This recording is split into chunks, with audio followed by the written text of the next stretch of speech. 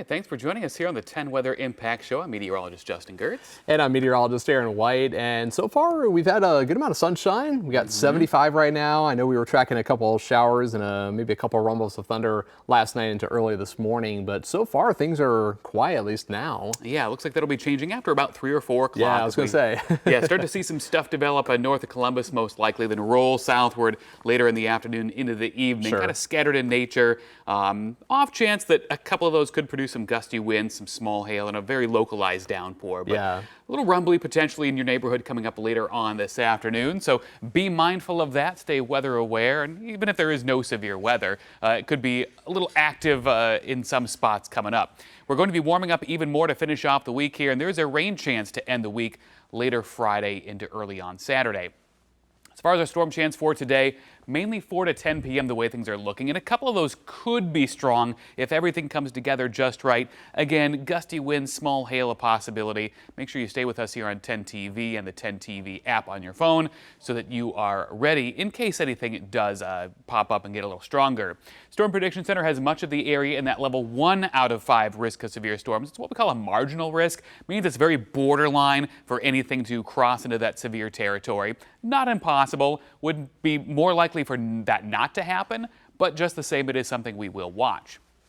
We have sunshine right now. A few of those fair weather clouds are bubbling up, but those will eventually lead to some of those spotty showers and storms. We'll start here at 3 p.m., maybe a little bit trying to develop already at that point, but it's closer to 4 and especially beyond that we see more of this activity sprouting, likely a bit north of I-70.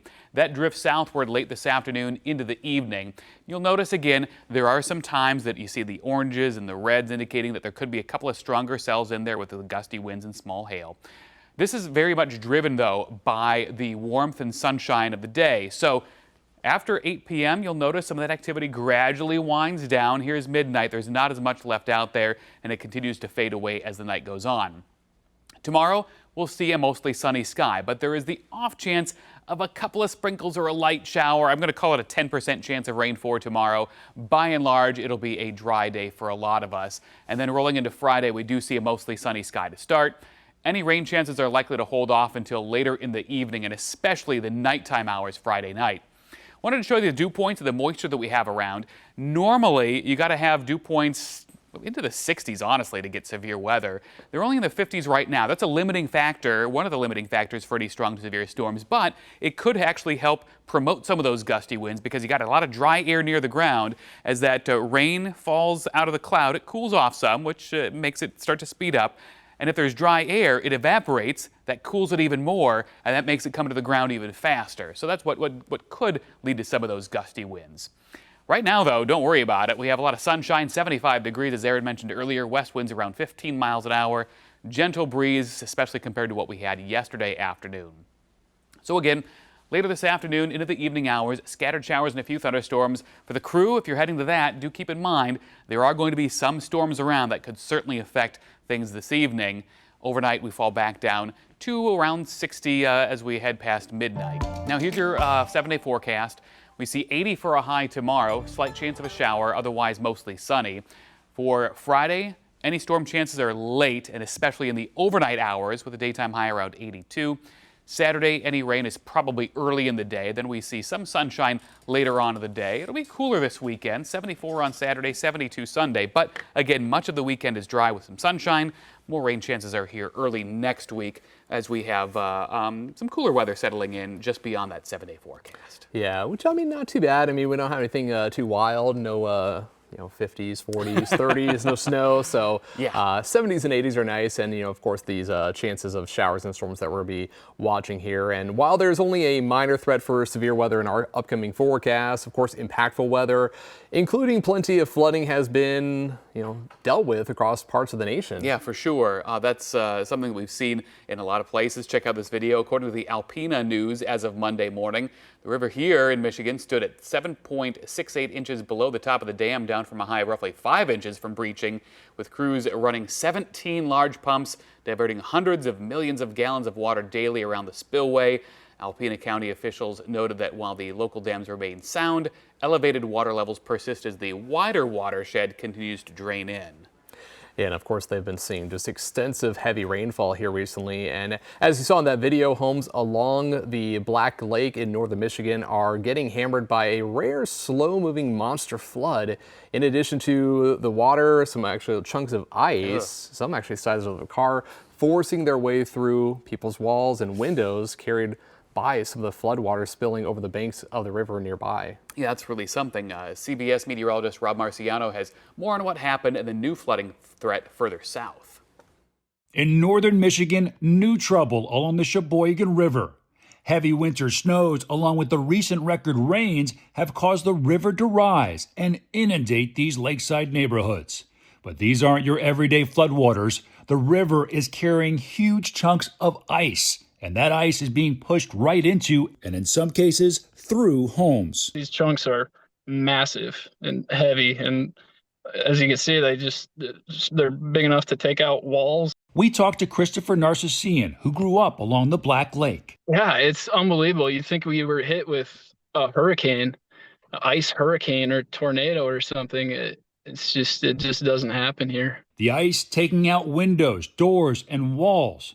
Most residents evacuated once the river began to rise. Sheboygan County Sheriff's Office says no injuries reported as a result of the water levels or ice moving ashore. It's sad. It's very sad. And it's going to be really sad when all these people can come back and see it with their own eyes, because the pictures just don't do it justice.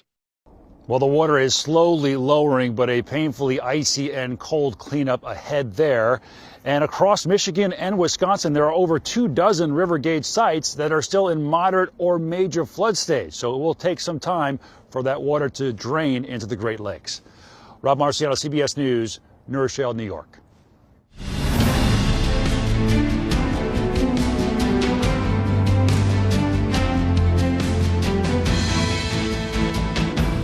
From too much water to fires caused by a lack of it, we are continuing to see the impacts of early season blazes down in the southeast.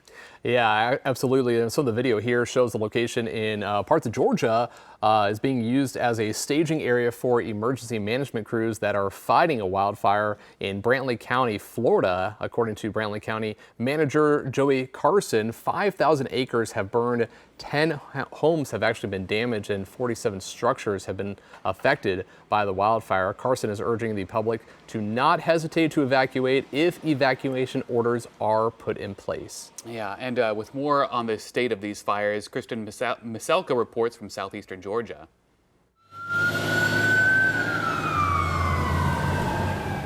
Appling County saw multiple wildfires Tuesday, spanning dozens of acres. It was just spotting up everywhere because the ashes were just flying around because the wind was blowing so hard. Some of the damaged land belonged to Luke Hutchinson's family. Yeah, I mean, all the trees, they're all lost. So it's not going to be an easy fix. Officials say this has become the new normal as the region sees prolonged drought. We had some burning going on back in the woods, and it got out of control. We hadn't had any significant rain in probably 6 months or better.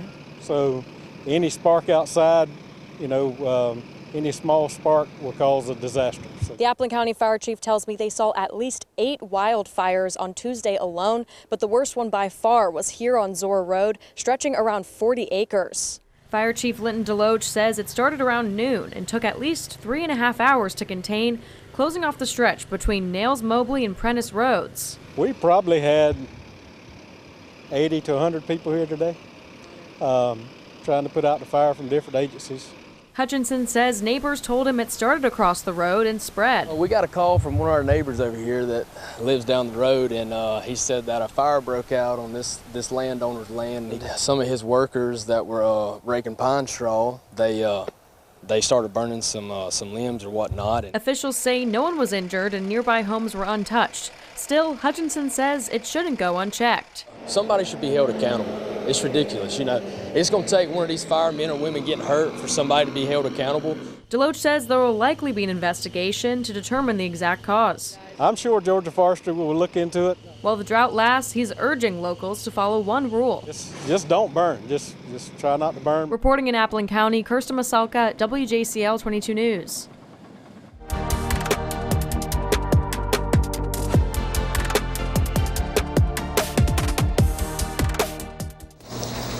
The hoopla of Earth Day is over. The problems remain. Only time will tell if these demonstrations accomplished anything. But let's summarize the points that were brought home today to a lot of people who have missed the point so far.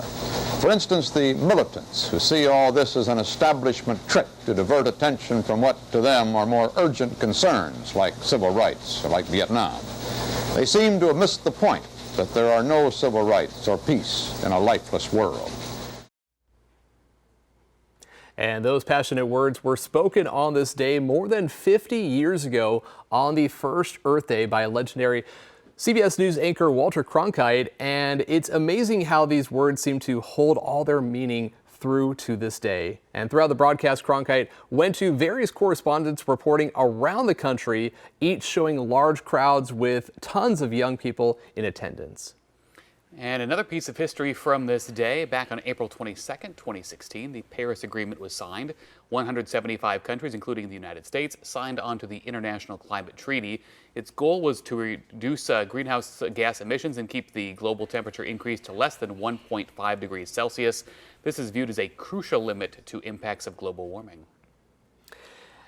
And of course, talking about global warming, we have, of course, seen that increase in overall temperatures. A lot of times, think about what's happening at the local level, and some days we have those colder temperatures. But when you think about it from a global perspective, you can have areas where you have cold temperatures, say here in the Midwest, but elsewhere in the world overall, there's a lot of warming going on. Yeah, there have been numerous times that I've seen maps when we're in a cold snap in the U.S. and somebody shares, well, here's a look at how temperatures compare across the globe, and it's like big blue over this small area, but then a lot of red elsewhere for sure. So got to think in a bigger picture thing. Even, of course, you're used to being, in your spot. It's understandable. We all do that.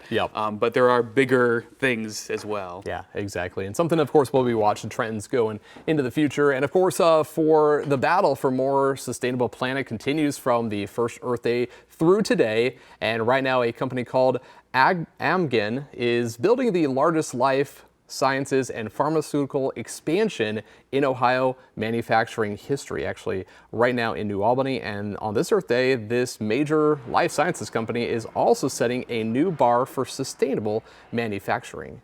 Yeah, and while a lot of it is still under construction, this is going to be Amgen's first site in the world to use CO2, carbon dioxide, as a refrigerant in cold storage, which is much more environmentally friendly.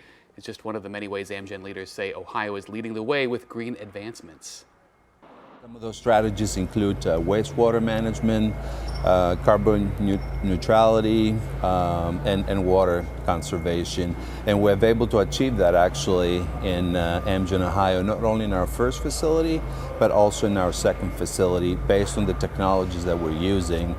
Starting with LED lighting, to give you some examples, how we manage our HVAC system, so are able to reuse the heat. And cover our spaces through the chillers that we have. Amgen ships, stores, and packages units of medicine around the world. And you can watch this full story on a new episode of This Week in Boomtown with Angela Ann. She'll explain why Amgen's green footprint could get even bigger in New Albany in the years to come. This Week in Boomtown drops every Friday night at 10, streaming on 10 TV+. Download to your TV or watch for free.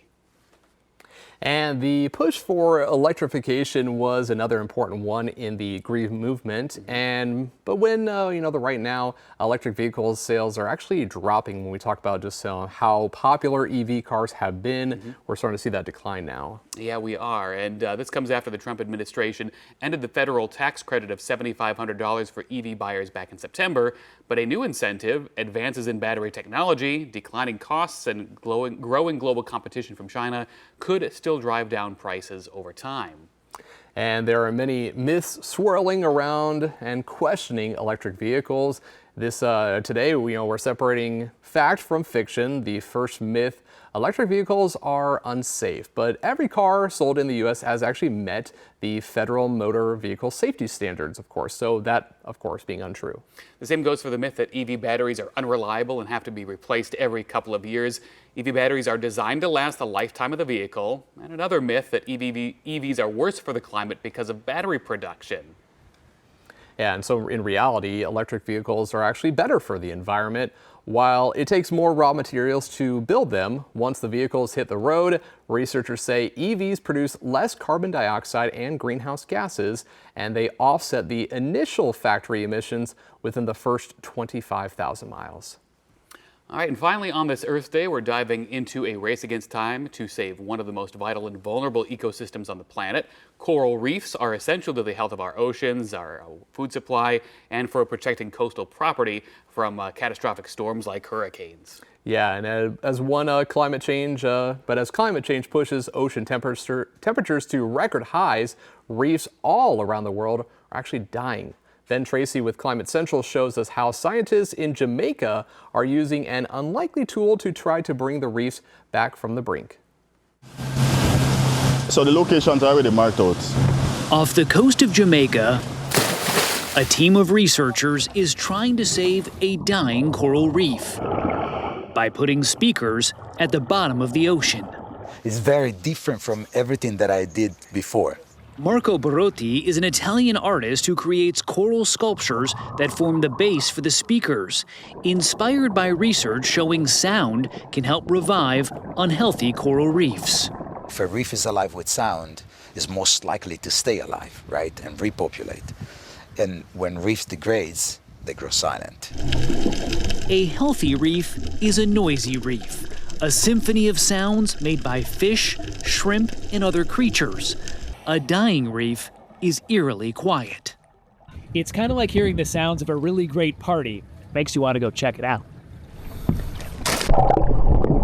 We watch them assemble this underwater boombox, which plays recorded sounds of a healthy reef 14 hours a day. A similar experiment on the Great Barrier Reef saw fish populations double in just weeks. Let's try everything. Leanne Rando is a scuba diving instructor who was devastated when a record marine heat wave in 2023 bleached coral reefs throughout the Caribbean, turning them ghostly white. It was horrible. Yeah, it was sad. Reefs cover just 1% of the ocean floor, but support 25% of marine life. They're essential to our food supply and for protecting coastlines. Since 1950, we've lost about half the world's coral reefs due to overfishing, pollution, and climate change-fueled bleaching events. The Sound Project could boost the work of a local foundation that grows corals in its lab. They transplant them onto the sculptures, which will then become part of the reef, and hopefully bring sound back to the silence. You gotta stay hopeful, right? I think there is hope. There is strands of it. For Climate Central, I'm Ben Tracy in Jamaica. Yeah, and very interesting to kind of think about the coral reefs. I mean, there are so many coral reefs across the world, really. Of course, there's some in the Keys of Florida. Mm-hmm. Of course, we know about the Great Barrier Reef off the coast of Australia, and how over time, different chemicals, different pollutants that have gotten into the ocean water. And one of these is actually, think about sunscreens, and they actually make some sunscreens that are actually safe for coral reefs, so that people can actually still do those water activities.